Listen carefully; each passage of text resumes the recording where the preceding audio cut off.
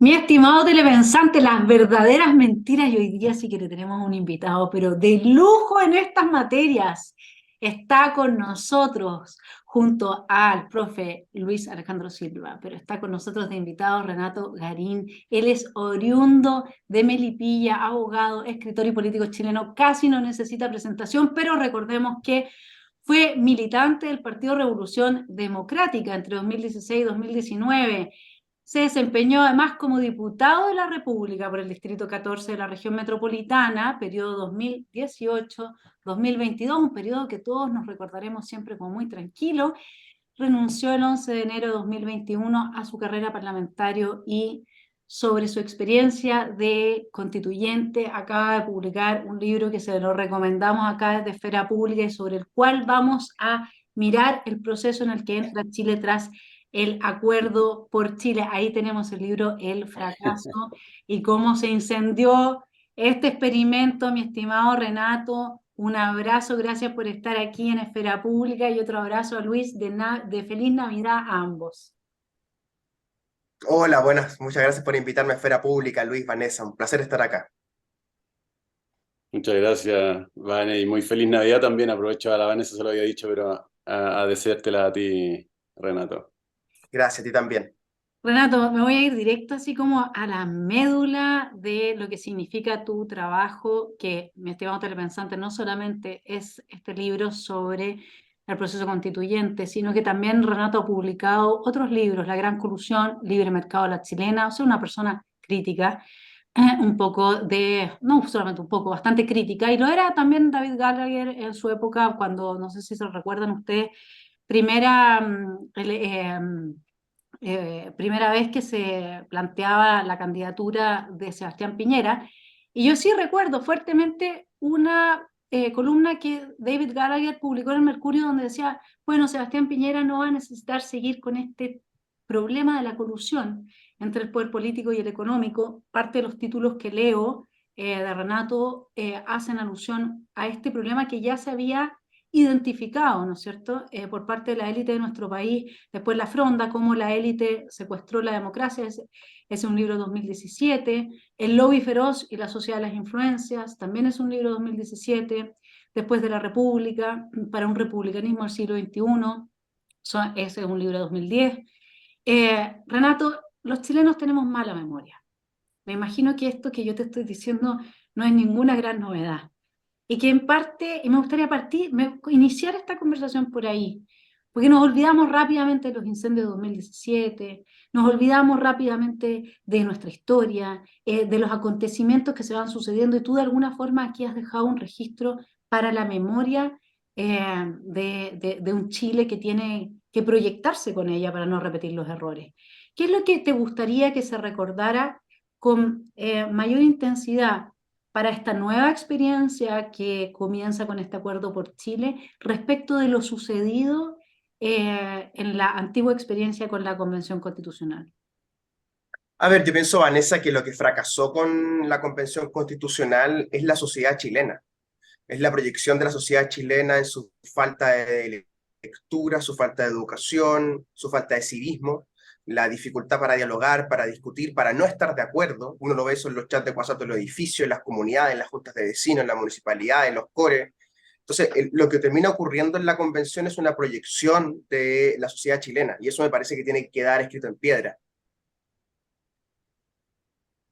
Yo quería preguntarte, no sé si tiene alcances con lo que estás contando ahora, pero al principio de tu libro, tú, me parece, tienes la intención de dejar bastante claro cómo, pese a la selección de palabras, ¿no? Para distanciar lo que estaba ocurriendo en la organización de la convención, era lo mismo que el Congreso, en la que tú tenías experiencia fresca todavía, ¿no? O sea, se organizó todo igual, en la misma lógica del Congreso, se cambiaron un poco las palabras. Sin embargo, el resultado evidentemente se distancia mucho de lo que uno ve que ocurre en el Congreso. Y mi pregunta es, ¿dónde radica la diferencia? Porque si en la forma operó como en el Congreso, ¿qué es lo que explica que haya resultado en un fracaso? ¿No? A ver, cualquier institución que se dedique a escribir una constitución va a ser un parlamento. eso está en la naturaleza misma de la institución, sea una asamblea constituyente, un consejo constitucional, una convención constitucional. Van a ser personas que van a oír, deliberar y votar normas constitucionales. Y se van a organizar en plenarios y comisiones. No hay mucha novedad en eso, no hay espacio para innovar en algo tan antiguo como eso, ¿no? En cambio, Jaime Baza y este grupo de intelectuales a cargo de la convención, para poder echar a un ladito a quienes veníamos del Parlamento, a quienes teníamos experiencia parlamentaria y les podíamos disputar la conducción política, ellos decidieron entonces inventar este eslogan de desparlamentarizar la convención. Y lo que yo intento mostrar en el libro es que es un poco ridículo este intento porque no se puede desparlamentarizar un parlamento y entonces lo que hacen para lograr este efecto es llamar de otra manera a las palabras claves del parlamento. Por ejemplo, en vez de hablar de los comités parlamentarios, se pasó a hablar de los colectivos. En vez de hablar de los incidentes, se pasó a hablar de los temas emergentes. Y así por delante se establece un vocabulario para decir esto no es el Congreso, es algo distinto. Y entonces, por qué fracasa? Porque en el fondo uno dice, mira, la forma del Parlamento, o sea, o que la discusión adopte la forma, entre comillas, parlamentaria de plenario y comisiones, es precisamente porque es la que funciona, ¿no? Sin embargo, y de la dinámica que tú describes entre las comisiones y los colectivos, entre las comisiones y el plenario,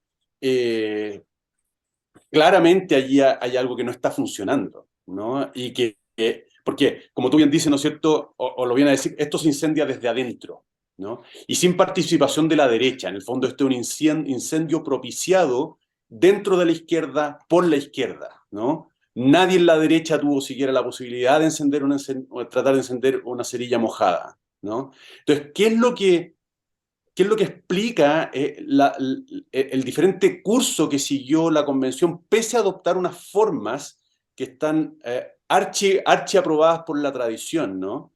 Y que son las que mejor se adaptan a la necesidad de escribir, en este caso una constitución? Bueno, hay tres tesis hoy día en la opinión pública en juego, ¿no? Una tesis dice que esto fracasó porque había un muchacho duchándose, cantando con guitarra, y otros se tiraron a la piscina y así, es decir, hechos individuales, personales, que generaron un daño reputacional al espacio político. Segunda tesis es que hay un sistema electoral mal concebido donde entran los independientes, la lista del pueblo, la señora Pólitzer con el señor Barandi y sus boys, ¿verdad? Y toda esa gente que en el fondo hacen un descalabro político. Yo creo que esas dos tesis son interesantes, a la élite le gustan porque son fáciles, pero no son reales. Lo que realmente pasó acá es que la naturaleza jurídica de la institución constituyente fue puesta en duda, fue tensionada desde dentro.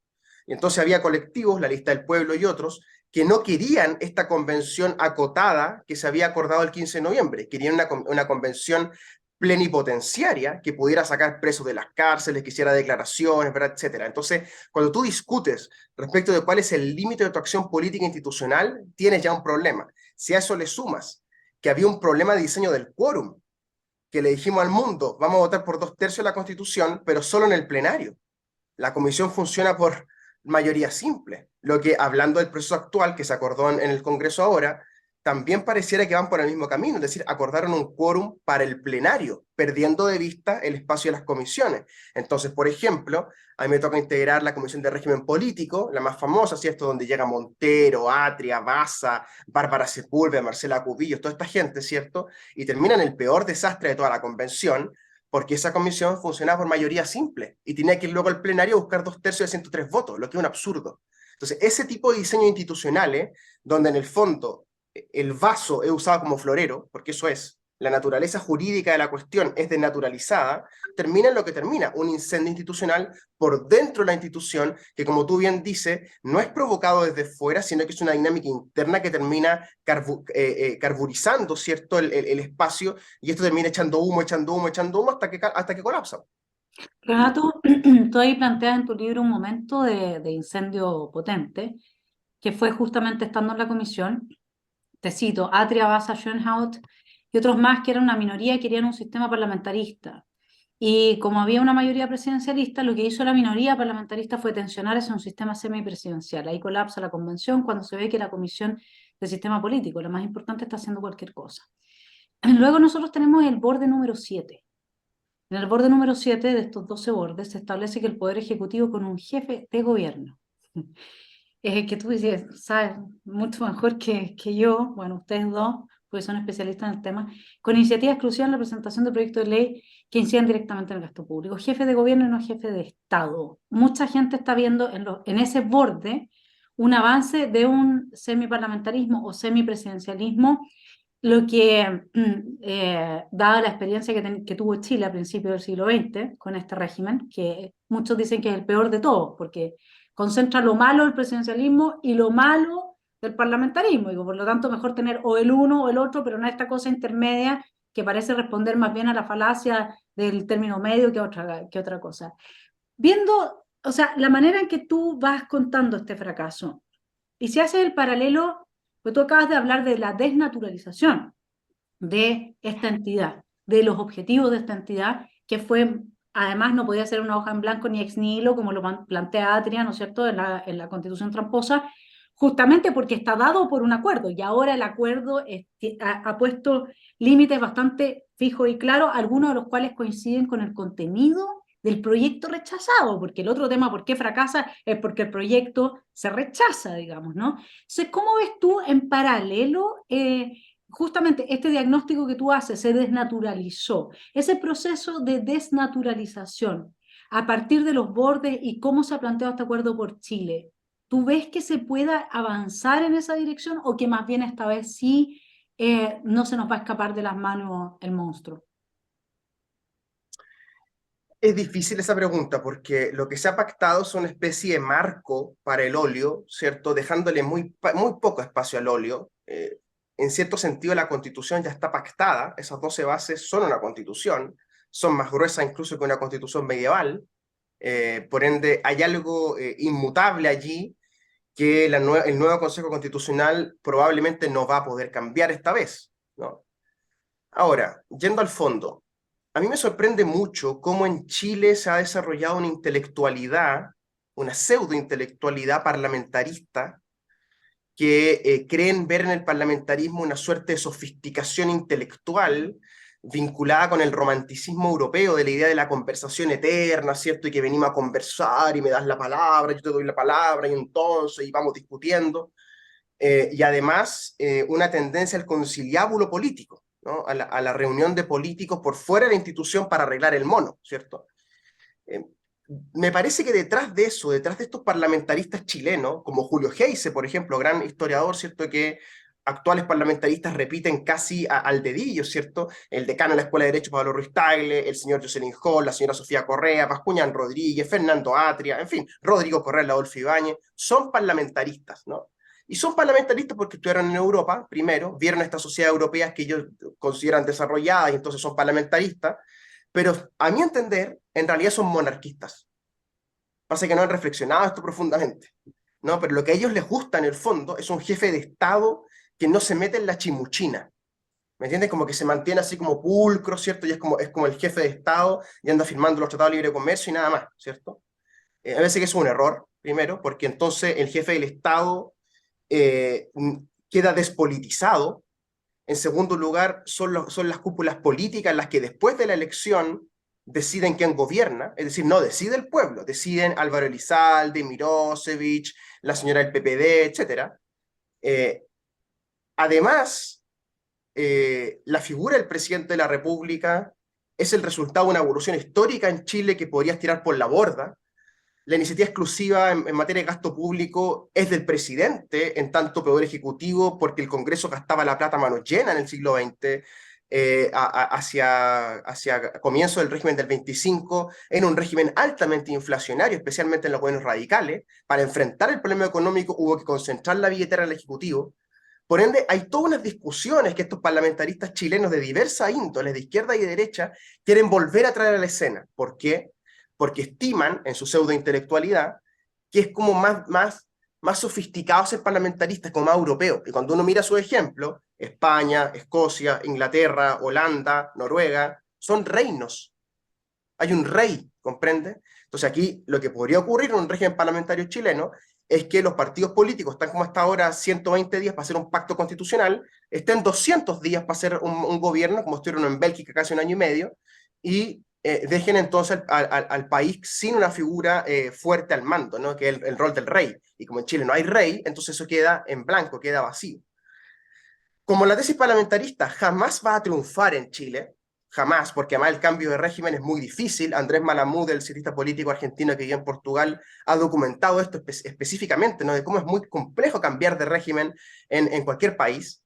Yo creo que esto va a terminar de nuevo en una especie de acuerdo semipresidencial, que es, como tú dices, lo peor de todo, porque es lo peor del poder ejecutivo y lo peor del poder parlamentario juntos, operando en conjunto. Y lo que se logró en esta comisión que yo te relato, de Atria, toda esta gente, fue algo bien insólito, porque junto con la mayoría, yo ahí participé, desarrollamos un presidente de la República, ¿no? Lo escribimos, hicimos las reglas, etc. Como no quedaron contentos los muchachos parlamentarios, llegaron con un jefe de gobierno. Y entonces teníamos un presidente y un ministro jefe de gobierno. Y Marcela Cubillo, porque también es falso que la derecha no metió mano, porque Marcela Cubillo metió mano, Marcela Cubillo se le ocurrió, junto con Bárbara Sepúlveda, una comunista y una UDI, juntitas, que había que haber una vicepresidencia y que tenía que ser paritaria. Todo esto, cierto, en aras del feminismo, ¿no? Marcela Cubillo, ¿ya? Entonces, estos parlamentaristas semipresidencialistas que como que descreen del presidencialismo van a volver a hacer una intentona y va a terminar probablemente en un semipresidencialismo intragable. ¿Cuáles de los errores que algunos me imagino era imposible de prever, otros eran tremendamente previsibles, del proceso que se cerró el 4 de septiembre, ves tú que pueden cometerse o se estarían ya cometiendo en el proceso que viene? ¿Cuánto aprendimos y cuánto no aprendimos? A ver, en primer lugar, cuando diseñan las instituciones desde el Congreso Nacional, diputados y senadores piensan estas instituciones constituyentes simplemente como un plenario. 50, 150 reunidos. No entienden, porque no han estudiado, porque son ignorantes, ignoran, que esto es un parlamento con comisiones y con plenario, pero con comisiones, y que van a ser las comisiones el lugar de donde se va a parir la propuesta, no el plenario va a decidir, ¿entiendes? Y pareciera que toda esta discusión que se ha hecho estos 2 meses es sobre el plenario del próximo Consejo Constitucional, y no sobre las comisiones. Entonces, muy probablemente que las comisiones se les van a volver a transformar en espacios de militancia, en espacios duros, en espacios de convivencia agonística, como dice Chantal Mouffe, ¿cierto? Donde se van a enfrentar las posiciones y entonces el plenario va a quedar como una especie de juez, ¿no? Eso es un error. Segundo error, el quórum. El quórum tiene que ser en comisión, ya en plenario. Incluso es más importante que sea en comisión, para que sea un filtro.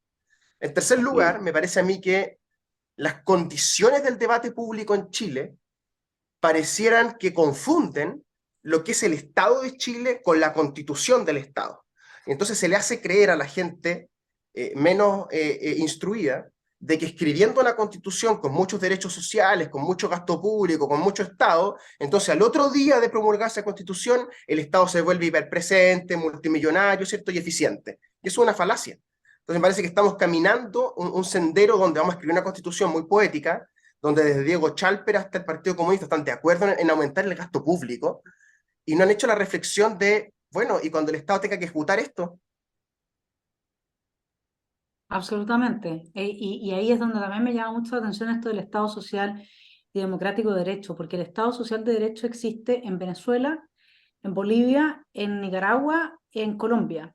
Y el Estado social de derecho lo que hace es quitarle, aquí lo podemos conversar, digamos, pero porque es complejo plantearlo así. Yo sostuve ahora la semana pasada una discusión al respecto, pero muy difícil porque hay que leer un poco más de teoría, digamos, del derecho, hay que leer a Luigi Ferrajoli, hay que entrar a darse cuenta de que un Estado de Derecho garantista, que es lo que comporta el Estado Social de Derecho, que no es lo mismo que un Estado benefactor, lo que hace es quitarle iniciativa de gasto de política pública y de diseño de política pública al Congreso o al Parlamento y entregarle ese poder al Poder Judicial, que tiene que garantizar el derecho, los derechos sociales, ¿no es cierto? Y ahí es donde se dispara el gasto público y todo esto está pensado por una serie de autores como un modelo alternativo al Estado benefactor, porque dicen que en Latinoamérica los países no van a llegar nunca al nivel de desarrollo económico que requiere un Estado benefactor para instalarse. Nunca hablan de la necesidad de profesionalizar a las burocracias, de tener gasto eficiente. Nosotros hemos incrementado el gasto de forma muy brutal en educación y en salud, por poner dos ejemplos, y no hemos tenido resultados. Entonces, esto de tener un régimen semipresidencialista, más un Estado social y democrático de derecho, que lo he descrito en términos bastante amplios.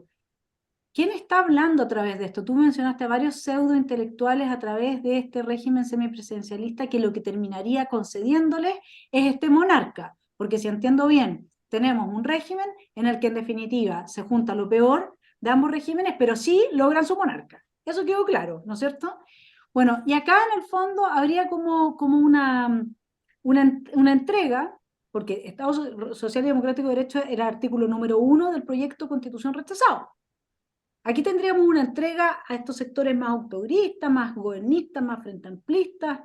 ¿Cuál sería como cómo lo lees tú eso? ¿Cómo sería esta mezcla además entre régimen semipresidencialista y Estado social de derecho? Es como que a mí me explota un poco la cabeza, ¿no? Sí, la pregunta clave aquí, Vanessa, es ¿cuál es la filosofía política que inspira social buena onda chilena, ¿no? Porque esta social buena onda va como desde Javier Macaya hasta Tellier. Entonces esto no es un tema de marxismo, gremialismo, liberalismo, es algo que trasciende eso, ¿no? Entonces lo que yo sostengo, y lo he sostenido y lo estoy sosteniendo de hecho ahora en la revista Átomo, es que Chile está intoxicado de social cristianismo. Y es un social cristianismo que no es social cristianismo, es un social catolicismo. Es un catolicismo, no es un cristianismo. No les gustan los evangélicos a estos católicos chilenos, primero. No les gustan los protestantes luteranos y calvinistas. Este social catolicismo se alimenta en las derechas del viejo espíritu falangista. Cuando uno escucha y lee a Diego Chalper, está leyendo y escuchando un alemán de los años 70, que fue a hacer su doctorado, ¿cierto?, en la época de Merkel, y dijo, ¡uy, qué bien que funciona esto, imitémoslo! ¿Cierto? Pasa que esto es Chile y eso es Alemania. Y él vive en Rancagua, entonces hay una distensión ahí entre dónde estás pensando, ¿no?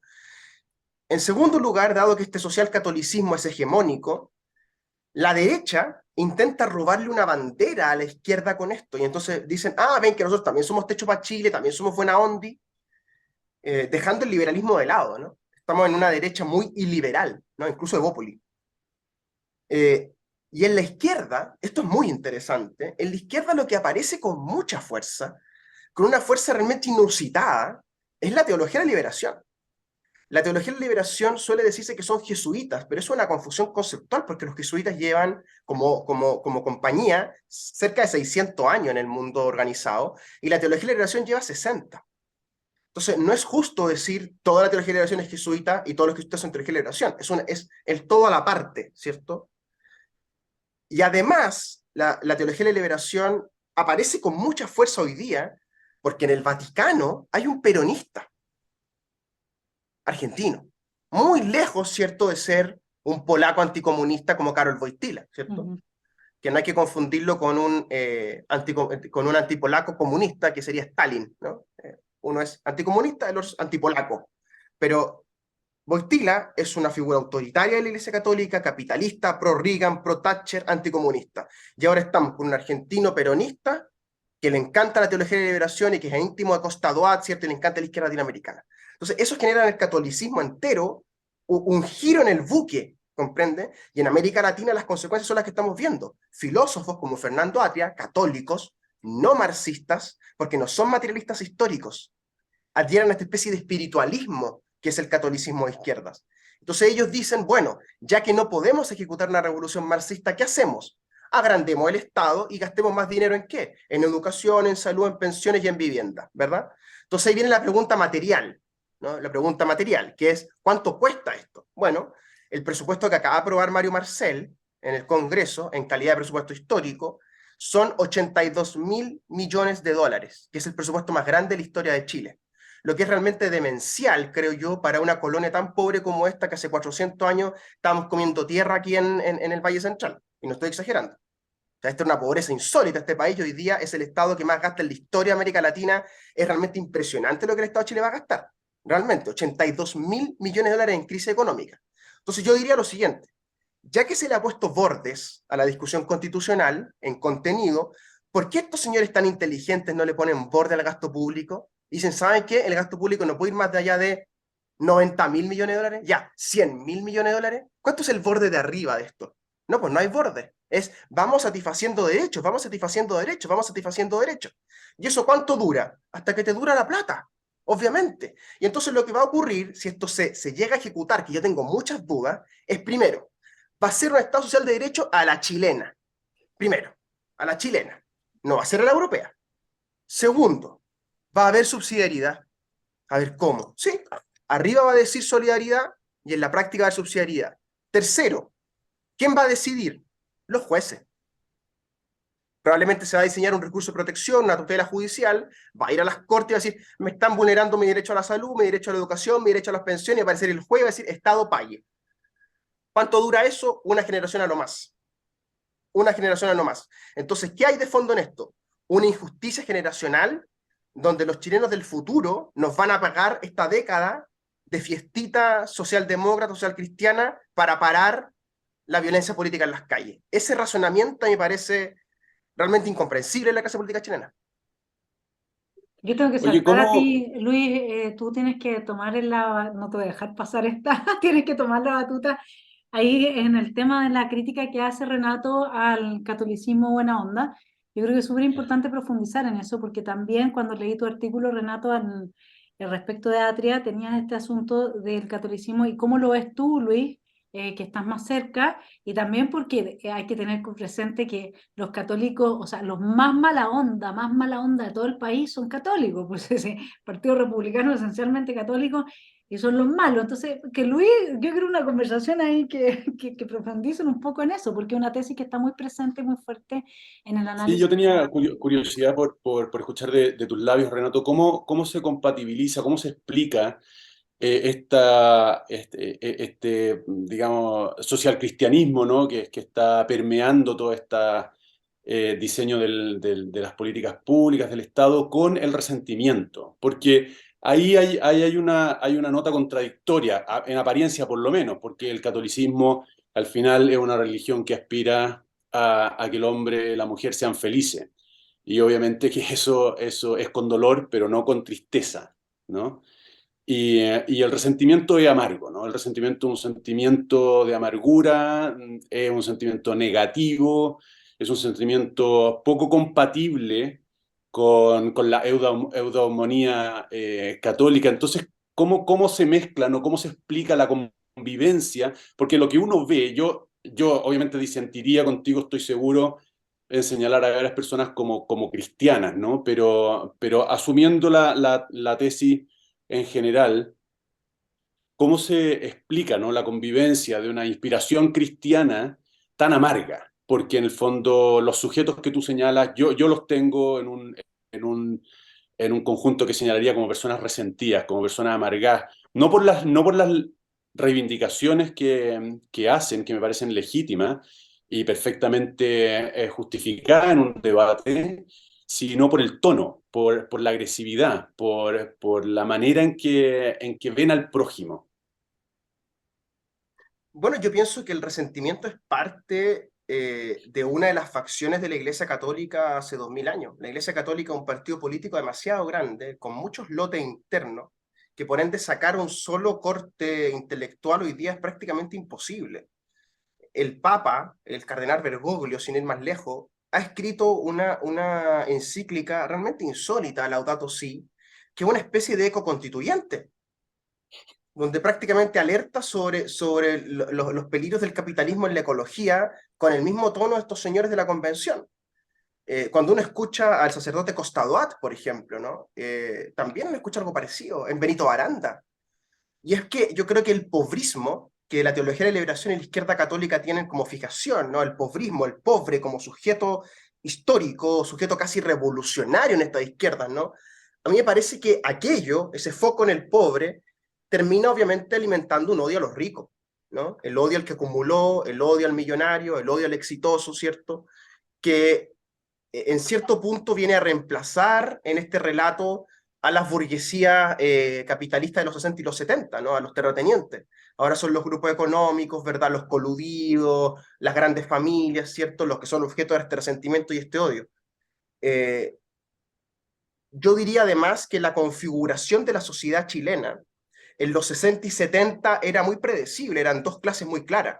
Los patrones dueños de los fondos, los peones y los inquilinos trabajadores y una clase media muy chiquita al medio, ¿no? Entonces el odio de clase, el discurso de clase, penetró muy bien en esa sociedad porque estaba efectivamente muy dividida en clases, ¿no? En cambio hoy día somos todos clase media, con mayor o menor cupo en la tarjeta de crédito, ¿cierto? Con un loft más o menos grande, en primera clase o en turista, ¿verdad? Pero somos todos burgueses en la clase media. Y el sentimiento propio de las burguesías, desde la Ilustración en adelante, es el resentimiento. Entonces, se puede ser católico y se puede ser resentido a la vez, porque son pulsiones humanas con las cuales todos luchamos. Pero intelectualmente, me parece que este social catolicismo, que sale de la Hurtado, que sale de la Católica, que sale en la Chile con Fernando Atria y este otro, es una suerte de programa político de izquierdas al estilo de los años 60, pero pasado por el sedazo de la posmodernidad que te da este tipo de concepciones schmittianas, MOVE, ¿verdad?, agonísticas. Pero cuando uno rastrea, te encuentras con personas que pasaron por el sacerdocio, como Cristian Viera, por ejemplo, que estuvo 2 años en el seminario y se salió. O el propio Viera, que tiene una intención católica sacerdotal impresionante, ¿no? Y es porque ellos quieren pontificar. El cristianismo, el catolicismo sobre todo, ante todo es logos, son griegos, ¿no? Quieren hablar de Dios. Ellos pontifican mediante la palabra, es la palabra de Dios la que te trae el reino de Dios, ¿no? Y claro, las parroquias están vacías, no hay mucho espacio para predicar en las parroquias. En mi ciudad, en Melipilla, nadie va a misa católica, muy poca gente. ¿Y dónde están esos católicos hoy día? Están con los evangélicos, están en el templo evangélico. Entonces, habría que preguntarse más bien cuál va a ser la filosofía política del futuro en Chile cuando los evangélicos sean el dominio cultural en los pobres que parece que van a construir. Y eso para los católicos estilo Atria, estilo Montero, Benito Aranda, Techo para Chile, va a ser horroroso. Que es que la gente a las cuales ellos les construyen media agua van a preferir al pastor evangélico que al cura Berrío. Y eso me parece que es un hecho dado. A mí lo que me complica tu lectura, Renato, es eh, entendiendo de fondo lo que tú estás diciendo, es imaginarme que Fernando Atria honestamente no esté viendo que lo que él está promoviendo no tiene nada que ver con los pobres, no tiene nada que ver con ningún tipo de deuda social, no tiene nada que ver con ayudar a nadie. Cuando uno estudia Realpolitik y basta para eso con leer a Maquiavelo, si tampoco necesitas más, un poco de Gramsci, un poquito de Maquiavelo, y démosle algo de Lenin y quizás le metemos algo de Chantal Mouffe, por ejemplo, y sería lo que tú tienes como consecuencia de la ideología de Fernando Atria, es exactamente esa política identitaria donde todos somos enemigos en términos de colectivo. La enemistad no es parte de ningún mensaje cristiano, digamos, más allá de si es evangélico o católico. Y si tú has leído el concepto de lo político de Schmitt, y Schmitt está permanentemente peleándose contra la visión cristiana justamente porque lo que está planteando es que tienen que existir enemigos políticos que son, ojo, enemigos por temas existenciales. Eso quiere decir que no se pueden resolver a través de la palabra, que la única manera de resolver esa enemistad es aniquilando al otro. Son tipos de vida en conflicto, por eso es que es una teología política, efectivamente. Pero para mí es una teología política que está muy lejos de cualquier mensaje cristiano y muy cerca del fascismo nazi que construyó, digamos, su mundo a partir de autores como Carl Schmitt y sobre todo esa concepción de la política como amigo-enemigo que está a la base de la política identitaria del corporativismo político que vimos en la convención. No sé cómo me puedes responder a eso. A mí me cuesta imaginar realmente que que gente como Fernando Atria al menos, quizás otros sí, pero que saben tanto de política no estén haciendo esto porque tienen una ambición de poder total y punto. O sea, no veo otra cosa yo. Lo que pasa es que la historia del catolicismo es la historia del corporativismo. Es una corporación. Cuando Hobbes escribe el Leviatán, los primeros 10 capítulos del Leviatán están dedicados al poder eclesiástico, no al poder civil, ¿no? Los 2 cuerpos del rey de Ernesto Kantorowicz también hablan de esto, ¿no? De que los 2 cuerpos del rey moderno son los 2 cuerpos de Cristo en el fondo, ¿no? El catolicismo es corporativismo, es una corporación, en primer lugar, ¿no? Como es una corporación y como ha sido una corporación durante tanto tiempo, tan poderosa en tantos lugares del mundo, la intelectualidad suele pasar por adelante, por arriba, este elemento corporativo de la Iglesia Católica, ¿no?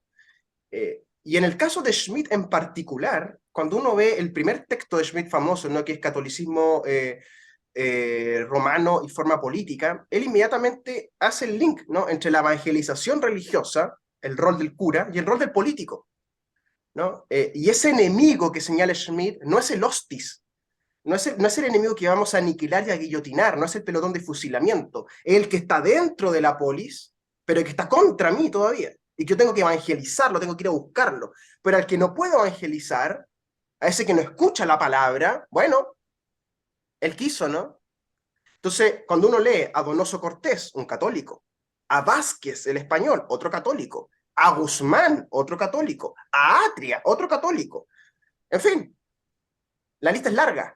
Están marcados por la misma idea, ¿no? Esta idea de que el catolicismo alumbra como una especie de gran sol intelectual que por reflejo la política tiende a ser propia, ¿no? Entonces, ellos no están pensando en los pobres simplemente, están pensando en la vieja idea de la emancipación. Y por eso uno tiende a pensar que son marxistas, porque la emancipación de del catolicismo de izquierdas liberacionista es muy parecido al ideal emancipador comunista. Y por eso muchas personas dicen, grandes intelectuales, Isaiah Berlin entre otros, dicen, en el fondo Marx le copia a la Biblia, ¿no? Y la Biblia en el fondo es judaísmo, y el judaísmo tiene 5.000 años, el catolicismo tiene 2.000 años y el marxismo tiene 300 años, pero es básicamente lo mismo, es la idea de una emancipación escatológica de un mundo que nos está esperando más allá. Y esto obviamente se disputa la identidad misma de la modernidad y los procesos constituyentes en sí mismos. Por ejemplo, Karl Lovitz, un alemán, dice, no, pues que lo propio de la modernidad, lo propio de estas instituciones, es estar imaginando todo el tiempo un futuro escatológico que viene. Eso es muy discutible, ¿no? Y están los schmittianos de derechas, también católicos, Opus Dei, Legionarios, Schoenstatt, ¿verdad? Que acusan a los otros de no ser cristianos, igual como los de izquierda dicen, ustedes no son cristianos, están entregados a los ricos, a la precordillera, ¿verdad? Al cura O'Reilly y al cura Valente, ¿cierto? Esa es la acusación de ida y de vuelta. Se dicen, no son cristianos los dos, porque interpretan desde la derecha no la escatología moderna de la izquierda, sino la catejontia, que es el impedimento de la llegada ¿de quién? ¿De quién? Del anticristo. Entonces, esto es una discusión muy antigua, que es, la izquierda dice que las instituciones políticas van a parir al hombre nuevo y va a llegar, ¿quién? La parucía, la segunda llegada de Cristo convertida en pueblo, ¿cierto? Entonces la izquierda católica dice, el 18 de octubre fue el advenimiento de Cristo porque llegó el pueblo de Chile a la polis de vuelta. Y la derecha, inspirada por esta idea, dice, no, pues, las instituciones no están para hacer posible que llegue el Mesías, están aquí para impedir el anticristo, porque el Mesías ya vino y se fue. Y estas dos interpretaciones básicas, elementales de lo que es la cristiandad, de lo que es la visita de Cristo en el mundo, dividen en izquierda y derecha. Entonces tienes a Gonzalo Rojas diciéndote, no son cristianos los que quieren reformar el Estado, derechos sociales y todo esto, y ya te dice, no es cristiano el que no quiere entregar el dinero a los pobres, ¿comprenden? Y entonces estamos en un debate entre el Vaticano. Y eso es lo que yo digo como liberal, digo, ¿hasta cuándo vamos a estar con el pechoño de derecha y el pechoño de izquierda definiendo la política y las políticas públicas en la posmodernidad? Es algo absurdo. Es súper Yo interesante. quería profundizar en ese punto, Renato, porque yo fíjate que asumo parte de tu diagnóstico, pero creo que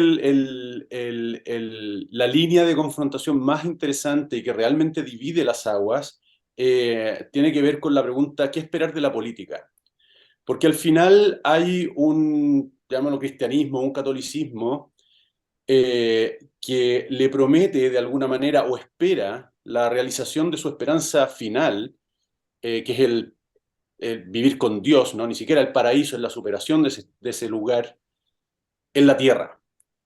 Y hay otros quienes creemos que el horizonte de la realización humana está después de esta muerte, ¿no?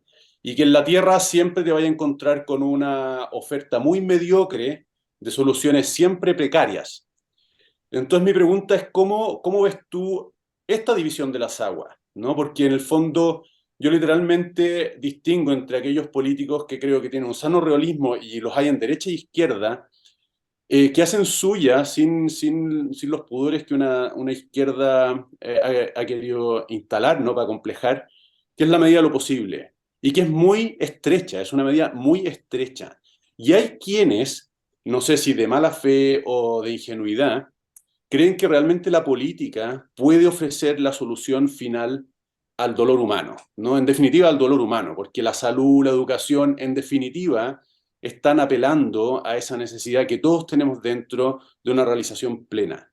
Y eso, que yo lo vi muy presente en la retórica que se apoderó del movimiento que se inició en octubre de 2019, y que creo que nunca lo interpretó correctamente, después se traspasó a la convención también. O sea, uno ve allí personas, y tu relato de específicamente, que yo me rayo mucho con tu libro, me encantaría tener la oportunidad de comentarlo contigo después en otra instancia, pero tu relato de los ecoconstituyentes es el relato de un grupo de iluminados al margen de cualquier referencia, no escatológica, porque son escatológicos, sino cristiana, y que te están prometiendo, ¿no?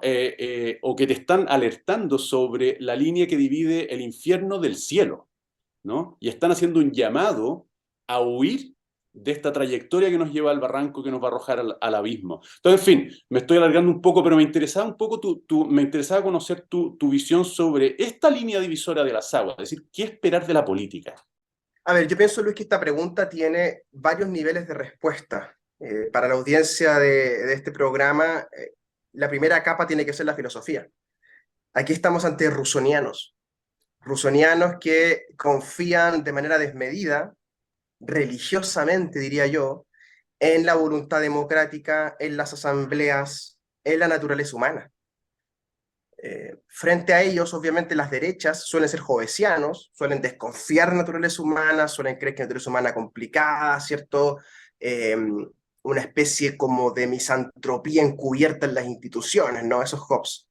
Y en el medio estamos los liberales, ¿cierto? Que no comulgamos ni con uno ni con lo otro, no decimos ni qué es bueno ni qué es malo, y que estamos básicamente solucionando los problemas de la vida diaria, ¿verdad? De los seres humanos. Eso en primer lugar. O sea, hay un rusonianismo en Atria, en Baza, en Baranda, en Montero, en la izquierda de la convención en general. Ellos tienen una confianza desmedida en lo que podían deliberar o no deliberar.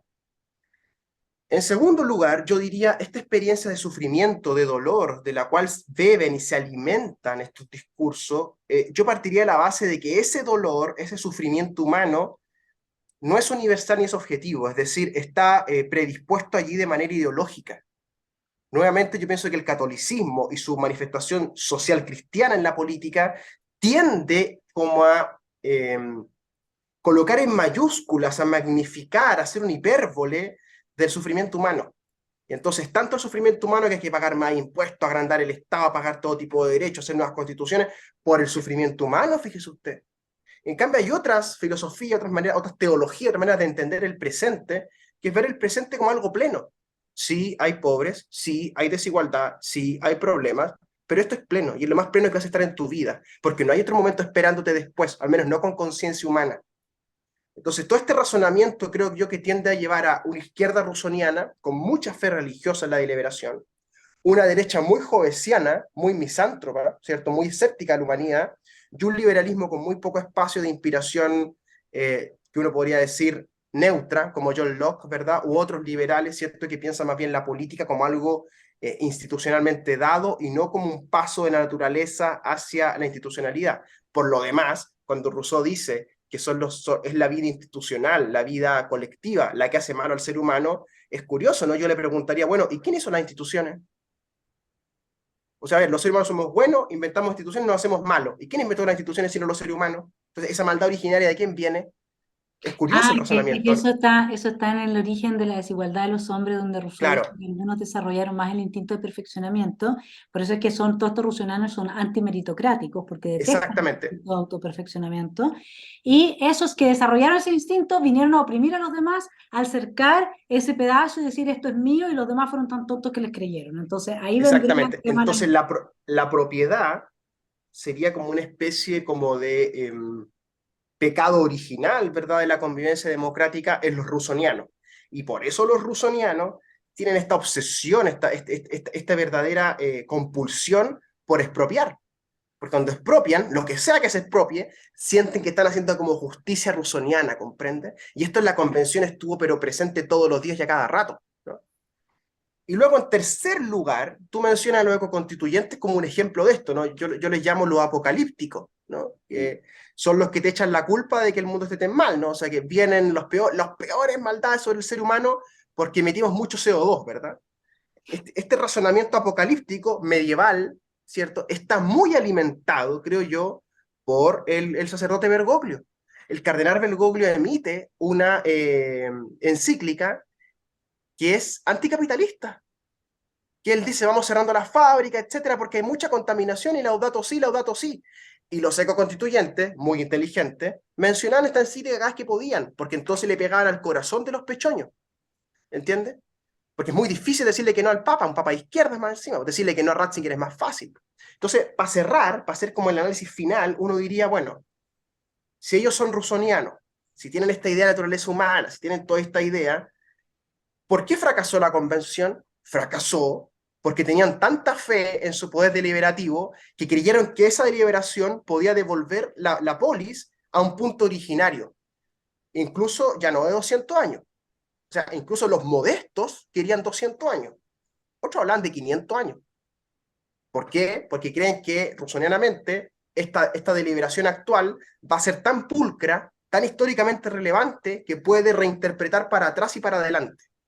Pero son compulsiones, estas son fijaciones que desarrollan las izquierdas en una teología política, como decía Vanessa, que casi siempre termina en ciertos axiomas muy fundamentales que manifiestan como un agonismo, como un enfrentamiento con un otro, que termina en qué, en votaciones en plenarios muy enfrentados unos con otros, o bien en plebiscitos, como está Chile en este momento, en especie de loop, en plebiscitos donde hay unos por una opción y otros por otro y se polariza el país. Renato, hay una cosa, eso sí, que es importante dentro de lo que es el argumento del catolicismo, a menos que entendamos al catolicismo dentro del contexto del inquisidor en los hermanos Karamazov, ¿ya? Y ese es un catolicismo que estaría despojado de el cristianismo originario, como lo entendemos, más cercano al mensaje de Jesús, ¿no es cierto? De su fundador, comillas, si es que quisiera, aceptamos la tesis que quiso fundar algo, digamos, cosa que también está, hoy en día podemos discutir sobre muchos temas. Pero no cabe la menor duda de que, suponiendo y asumiendo la tesis tuya, tendríamos que llegar a la conclusión de que estos son católicos y este social cristianismo ha cedido a las tres tentaciones. Y la agenda Son, 2030 es parte de eso. son las tres tentaciones, digámoslo así, corporizadas, Exactamente. porque ellos ven en las tres tentaciones algo así como el adolescente que cuestiona al rector del colegio. ¿Comprendes? Porque ellos asocian a la iglesia actual, la iglesia institucional, con los ricos, con el dinero, etcétera, ¿no?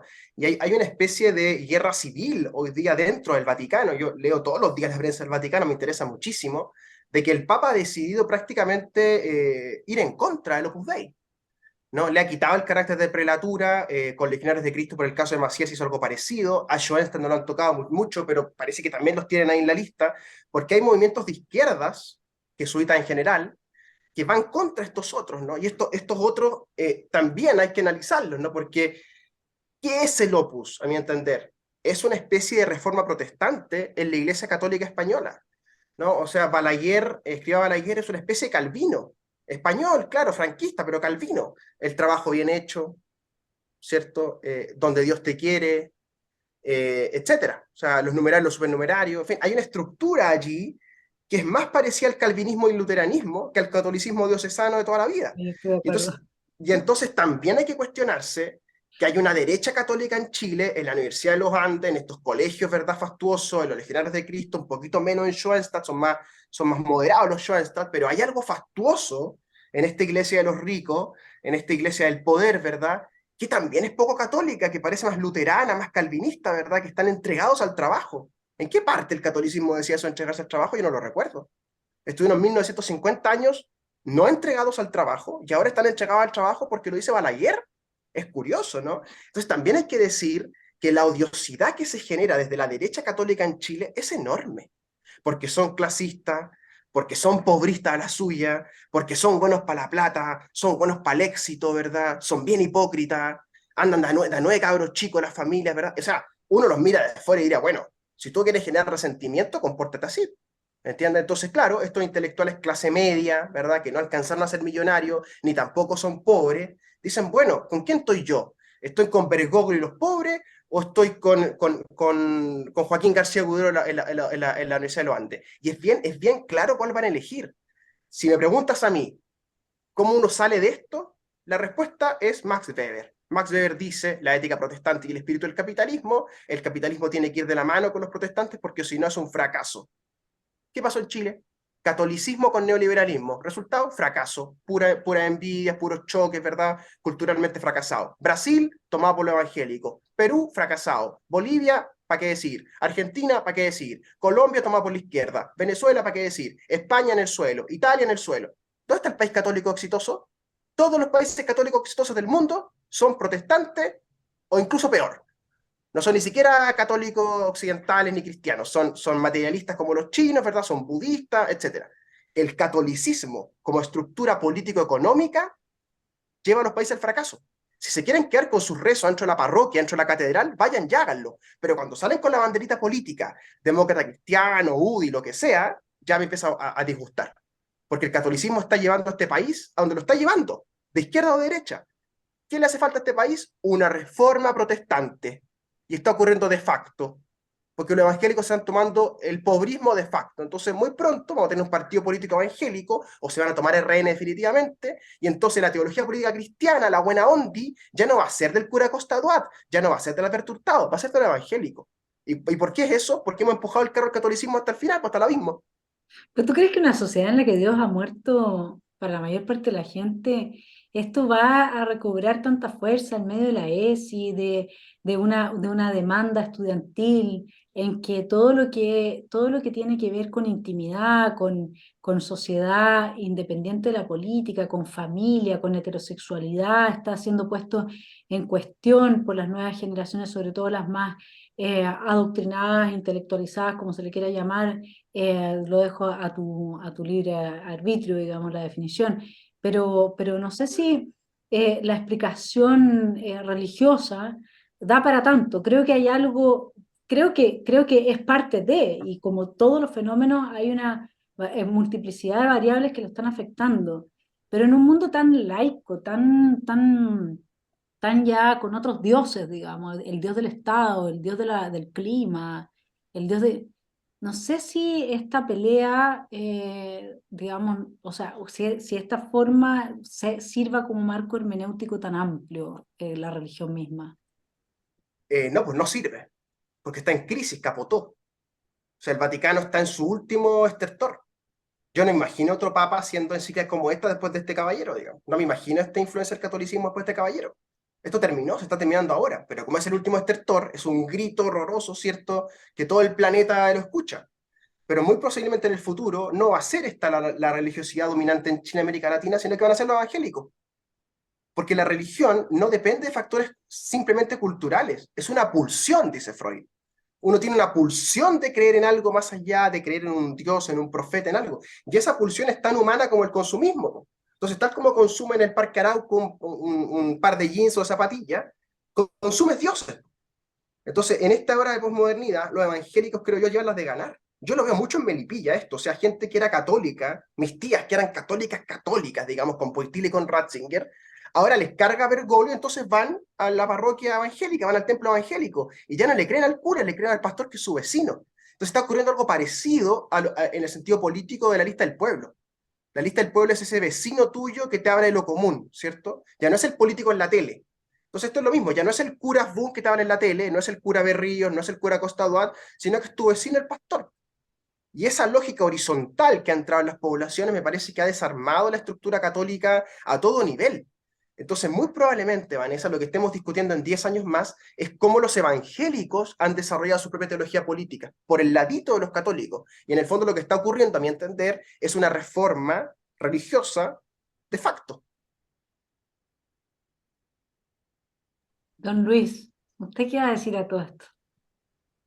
No, me parece sugerente la lectura, pero creo que tiene una visión muy parcial, o tienes una visión muy parcial de lo que es la religión en el fondo mirándola como un fenómeno social exclusivamente, y obviamente tiene ramificaciones sociales y en el tiempo han adoptado múltiples formas y las vemos hoy día, pero creo que como descripción del fenómeno religioso se queda muy corto. De hecho, el mismo análisis de Weber a mí me parece que está infinitamente superado, es decir, calificar como un fracaso la mezcla entre capitalismo y catolicismo porque los países católicos de Occidente están fracasados, es escoger la muestra para probar la tesis, ¿no? Porque realmente el número de países fracasados en el mundo es mucho más amplio y muchos de ellos no tienen religión o tienen una religión diferente a la católica.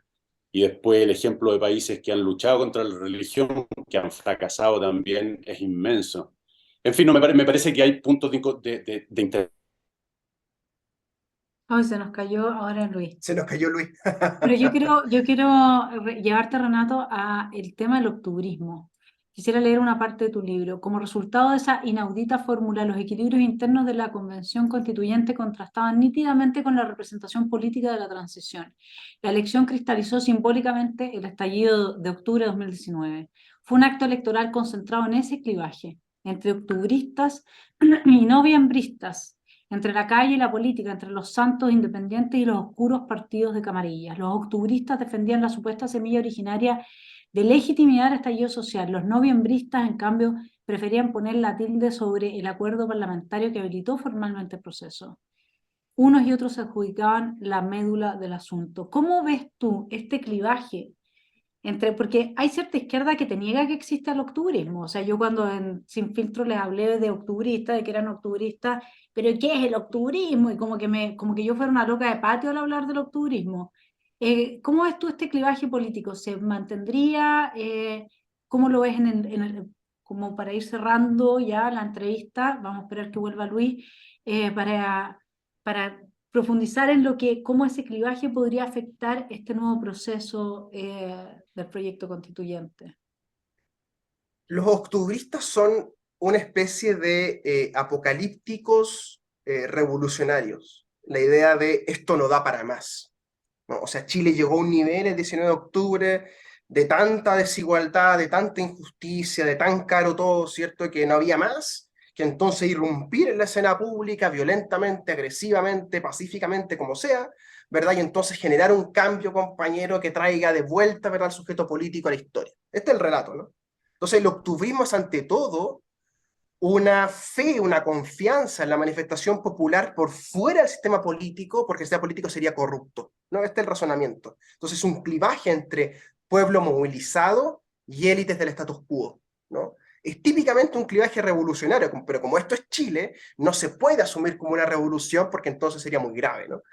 Entonces luego lo que viene es que en noviembre los políticos tratan de darle un contorno a esto que ha ocurrido, cagados de miedo, por cierto, con la amígdala cerebral ahí gritándoles, ¿verdad?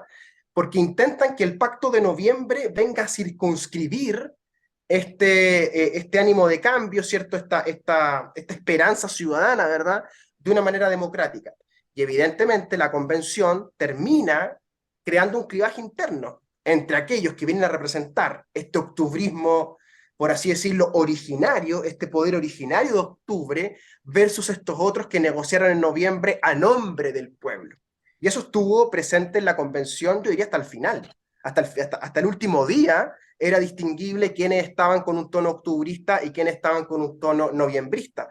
Y hoy día mismo uno podría decir el diciembrismo, el acuerdo de Chalper, Macaya con Ibáñez y con Boric, es un acuerdo que también parece ser extremadamente noviembrista, es decir, agranda el marco del óleo para dejarle aún menos espacio a estos ímpetus revolucionarios. Entonces, la mejor manera de comprender, creo yo, esto es una élite política tratando de contener una revolución. Y hasta aquí pareciera estar contenida la revolución. Es decir, Chile sigue funcionando más o menos dentro de, ¿verdad? No es un estado fallido todavía.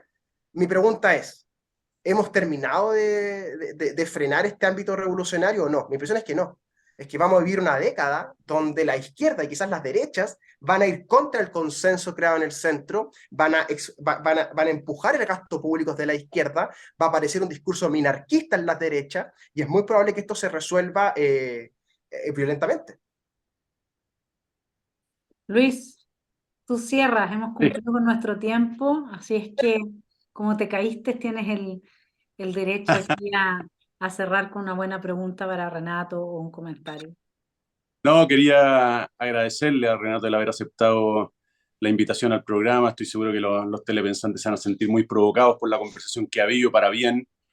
Y quiero invitarlos también a leer el libro de Renato. Es una buena o una entretenida crónica, ¿no? De lo que pasó allí, inteligente, por supuesto, y con una cuota de humor que lo hace más que digerible.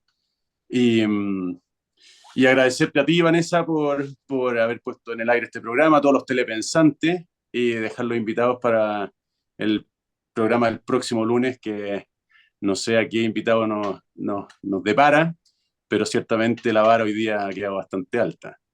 Y Renato, no vamos a esperar 10 años para empezar a hablar de la teología evangélica y juntarnos de nuevo. Tienes que venir otra vez al canal, porque la verdad es que yo tenía 3 páginas de preguntas y me quedé con varias, pero la verdad también en estos tiempos es que, como dice Luis, es muy sugerente tu análisis y ojalá que muchos católicos se hagan también preguntas sobre la base de tus reflexiones y de las respuestas que hemos ido dando acá, porque efectivamente es una explicación muy plausible desde una mirada razonable, analítica y muy bien informada. Así que se agradece mucho esta otra perspectiva, para eso tenemos este canal.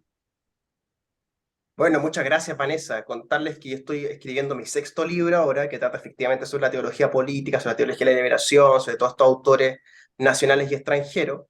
Y además decirles que yo no soy para nada un anticatólico, ni mucho menos, sino que mi preocupación es la siguiente, que cuando se sale la religión de la esfera privada, donde la Ilustración la dejó, ¿verdad? Y de hacer el pacto político. Si usted quiere rezar, lo hace en su casa, en la parroquia o en la iglesia. Y salen de la parroquia con la bandera política a armar partidos políticos como la Falange, como la DC, como la UDI y otros, como Convergencia Social a la izquierda, uno tiene que auscultar y criticar esos fundamentos religiosos sobre los cuales se basa la acción política. Porque entonces lo que estamos haciendo es reemplazar, esto es la DC, a mi entender, reemplazar la reflexión política por la doctrina social de la iglesia de turno. Y entonces quiere preguntarle al Papa de turno la acción política que hay que desarrollar. Y eso es absurdo, porque entonces Wojtyla nos va a decir una cosa y Bergoglio nos va a decir otra. Hay que devolver a las iglesias en plural al ámbito de lo privado y dejar lo público con la razón pública argumentativa. De otro modo, esto es imposible la vida en comunidad. Sí, a mí lo que me complica de esa visión es que cuando tú sacas, perdón que me extienda un poco, pero es imposible no reaccionar, religiones materialistas, como esta de que no existen hombres y mujeres, negando, a ver, teníamos un acuerdo también, teníamos un acuerdo de la Ilustración que es que la ciencia tiene algo que decir a la hora de que estamos hablando de temas científicos. Acá se está echando todo por tierra. Cuando te sacan también una otra religión materialista donde tú vas a ser bueno, amable y empático en la medida en que cambias tu lenguaje para que el otro se sienta bien, porque de alguna forma eso al otro le provoca placer. Si esto es una cuestión de placer y displacerse, aquí no hay ninguna altura moral que esté realmente en el debate, porque es muy distinto ir a matar a alguien o como pasó con tu libro, para que usted sepa, mi estimado telepensante, a Renato trataron de evitar, ¿no es cierto?, que su libro saliera a público, justamente porque Elisa Loncón se sentía que Renato le estaba haciendo algún perjuicio, contando su visión de la realidad de los hechos que le tocó vivir. Pero entonces eso es muy distinto de lo que está pasando ahora. Tú cuando ves un programa en el cual desde prekinder se produce una hipersexualización de los niños, que está fundada, Renato, perdón que te diga, en una visión de Freud, de que el niño es un ser polimórficamente perverso, que está súper refutada por muchos otros psicoanalistas y mucha otra gente del área. Entonces ahí tú tienes una religión materialista que en la medida en que entra a debatirle a los proyectos religiosos un tipo de vida que se promueve al interior de la casa, al interior de las organizaciones familiares o sociales, desde la política, los que ya hicieron de la política un asunto religioso son los neomarxistas, cuyo fundamento está en el matrimonio entre Marx y Carl Schmitt y en la promoción de tipos de vida que existencialmente son incompatibles con otros tipos de vida. Y si tú entonces mandas a los proyectos religiosos a su casa, lo que tú estás haciendo es dejando el espacio para el triunfo de un tipo de vida que promueve esta religión materialista que al homogenizar destruye la posibilidad de la diversidad natural que se da entre los seres humanos, y por lo tanto es destructivo, tan destructivo como lo otro, o como cualquier moral que se impone a rajatabla. Nosotros somos liberales por eso. Entonces, ese es mi problema hoy día. Mi problema es que mandar a la religión a la casa significa dejarle a la religión materialista que haga lo que quiera, porque ya se metieron, politizaron hasta los genitales de los niños, Renato. ¿Qué haces con eso? El cuerpo hoy día es política. Y esa es la derrota cultural del liberalismo. El Sí. liberalismo está derrotado culturalmente en Chile, no hay ningún partido realmente liberal, ni Evópoli, ni el partido de Mirosevic, ninguno, porque no entienden esta dimensión. No entienden la dimensión de que el Estado gasta demasiado dinero y hace inflación, no entienden la dimensión de que hay una religión permanentemente espoloneando lo público, y no entienden la dimensión del materialismo histórico reconvertido en esta posmodernidad schmittiana. Si hubiera una fuerza liberal en Chile, claramente este tendría que ser el foco, pero como no la hay, ¿entiendes? Los liberales, ¿qué hacen? Echan mano a esta religión establecida para combatir a estos otros. Entonces se ha dado una alianza bien insólita entre católicos y liberales versus los postmarxistas, que yo creo que donde sale perdiendo es el liberalismo necesita identidad política en Chile que no la tiene, y creo yo nunca la va a tener, lamentablemente. En el mundo, yo creo, mi estimado Renato. Y ese es el fin de la modernidad, pues el fin de la modernidad, el fin del liberalismo con proyecto político. Bueno, se viene una época de oscurantismo, yo también lo creo así, muy potente. Y estamos viendo ya las primeras señales en los apocalípticos. Vamos a hacer Sí. todo lo posible, eso sí, mi estimado telepensante, por poner luz frente a la oscuridad acá, los maniqueos, ¿no? Y a seguir reflexionando que es el fundamento de la posibilidad de la agencia moral del individuo, que forma parte de una comunidad, por supuesto, y que es la base de la ilustración, que de alguna forma muchos defendemos. Un abrazo a los dos. Gracias por estar en Esfera Pública y nos Muchas vemos. gracias. Muy buena Muy buena conversación. la conversa. Gracias. Chao. Un Adiós. abrazo.